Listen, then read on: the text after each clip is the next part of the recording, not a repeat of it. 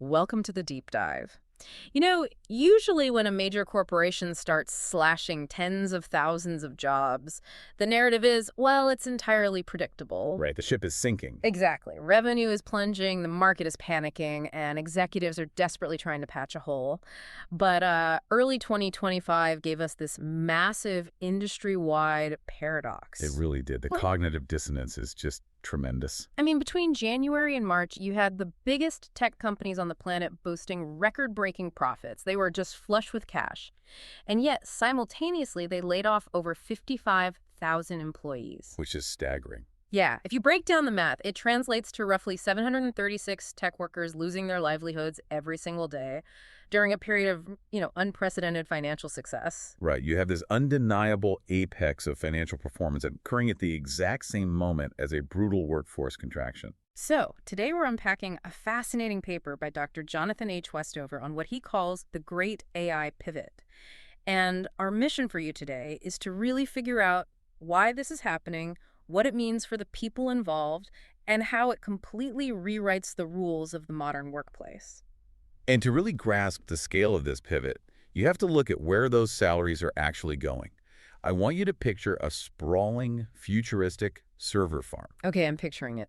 It's spanning dozens of acres, thousands of physical servers stacked to the ceiling, massive industrial cooling towers humming along, just consuming the energy equivalent of a small city. Wow. That is the physical manifestation of this shift. Those 55,000 salaries, they are being directly converted into raw computing power. So they're explicitly funding this pivot.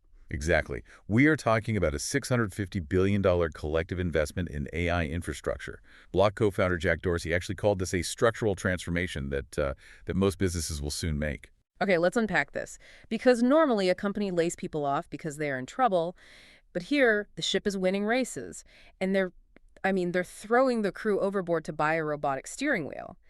How is this actually different from traditional cost cutting? Well, what's fascinating here is the concept of strategic downsizing. Hmm. It's not macroeconomic panic. It's a reinforcing cycle. How so? Companies are deliberately cutting human headcount, not because the humans are failing, but to free up the capital to buy the automation infrastructure. And that infrastructure will then justify further cuts. So it's an engine designed to feed itself. Precisely. Look at the numbers. Amazon cut 16,000 corporate roles. Block slashed a massive 40% of its workforce in one go. Wait, 40%? That's almost half the company. Yeah. And Atlassian cut 1,600 roles while heavily investing in AI collaboration tools. Meta and Oracle have been evaluating cuts of 16,000 and 30,000 roles. Wow. But the real shift, the thing that makes this different, is the target. Historically, automation went after lower-tier, routine manual jobs. Right, like the assembly line or data entry. Exactly. But now, Okay. it's coming for corporate, managerial, and highly specialized technical roles. Middle management is directly in the crosshairs. Okay, let me push back on that for a second. Let's play devil's advocate. Sure. If labor is, 60 to 70% of a tech firm's operating expenses, doesn't slashing 40% of your staff guarantee a massive financial win? On paper, yes. Right. So Wall Street applauds, your margins widen, and you buy the best chips on the market. Why shouldn't a company do this? Well, while the balance sheet looks pristine on day one, aggressive downsizing carries a severe hidden organizational penalty. Research shows that when a company cuts more than 15% of its workforce, they actually see a 5 to 15% drop in overall productivity. Wait, a drop. But aren't they supposed to be more efficient? You'd think so, but it typically takes an organization 12 to 24 months just to recover from that self-inflicted drop. Why does it break down so profoundly, though? Because of massive institutional knowledge loss, you lose the tacit, undocumented knowledge.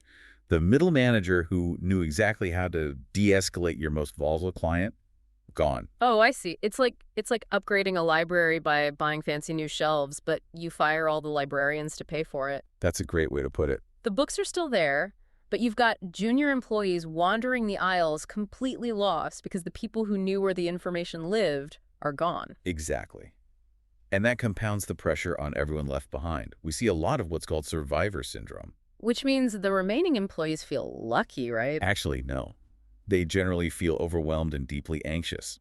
Their workload doubles overnight to cover the gaps. In that environment, creative innovation completely stalls. That makes sense. Everyone is just trying to survive the day. Right. And then you run into the AI trap. If you rip out your human infrastructure, but the new AI system underperforms, which it often does at first, there are no humans left to pick up the slack. So if a code writing AI pushes a systemic bug, there aren't enough QA testers to catch it. Exactly.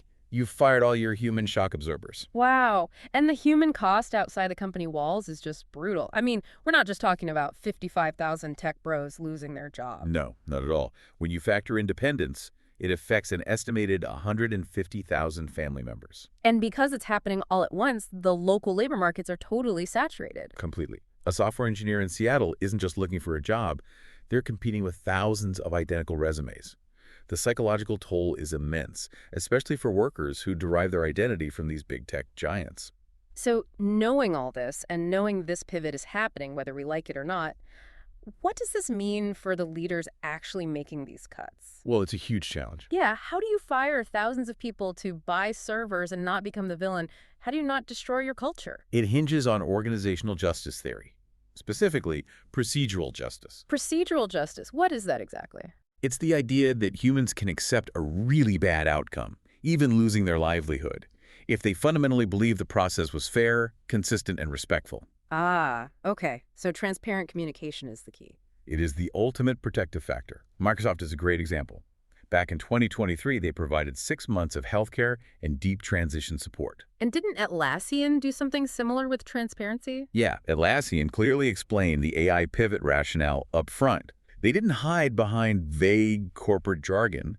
Google also used highly objective performance criteria and actually allowed appeals. That's fascinating. But beyond just being nice about layoffs, smart companies are doing this differently, right? Absolutely. The really sophisticated organizations do strategic workforce planning. Instead of blunt cuts, they do skills mapping. Like that IBM program, Skilled Build. Yes, exactly. IBM had legacy tech workers whose coding languages were becoming obsolete. The standard playbook is to just fire them. Right, and hire new AI grads. But IBM mapped their underlying capabilities and reskilled them into AI and cloud roles instead. They realized that foundational architectural thinking is highly transferable. That's brilliant. And that applies to role redesign too, doesn't it? Definitely. Take a customer service rep. Their routine tasks get automated by an AI agent. So the company fires them. A reactive company does. A strategic company shifts that rep to complex problem resolution. They handle the nuanced escalations that require human empathy and context, things AI currently lacks entirely. Here's where it gets really interesting for you listening, because this isn't just about managing a single wave of layoffs. The sources show this is a prominent restructuring of the workplace. It really is. I mean, the old deal, you give us loyalty, we give you a secure career, that is officially dead. Psychologists call it psychological contract recalibration. Companies simply can no longer implicitly promise job security. So what's the new deal then? It's a portable skills commitment. Employers have to be brutally honest about their automation trajectories. In exchange for hard work today, they help employees learn skills they can take anywhere. Like Automatic, right? The Right. company behind WordPress. Exactly. They operate on continuous learning and flexible role definitions rather than traditional job stability. And with middle management gutted, how do these companies even function? Who's in charge? You have to shift to distributed leadership, self-managing teams. Spotify's squad, tribe, and guild model is a prime example of this. So expertise replaces traditional hierarchies. Right. But, and this is crucial, you need massive continuous learning systems. You can't just buy the servers. Microsoft's heavy investment in internal AI literacy proves this. You have to teach the surviving humans how to work with the technology. Bringing this directly back to you, the listener. Even if you don't work at Amazon or Oracle, this great AI pivot is the canary in the coal mine for literally every industry. It absolutely is. It's a massive wake-up call to focus on portable skills and continuous learning. To synthesize the core takeaway here, technological progress and human flourishing don't have to be opposites. But balancing them requires extreme organizational transparency and a real commitment to helping workers evolve alongside the tools. Right.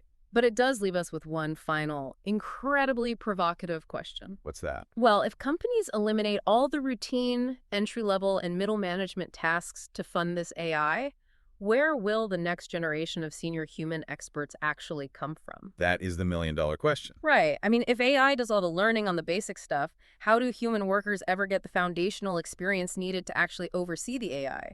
Something to think about.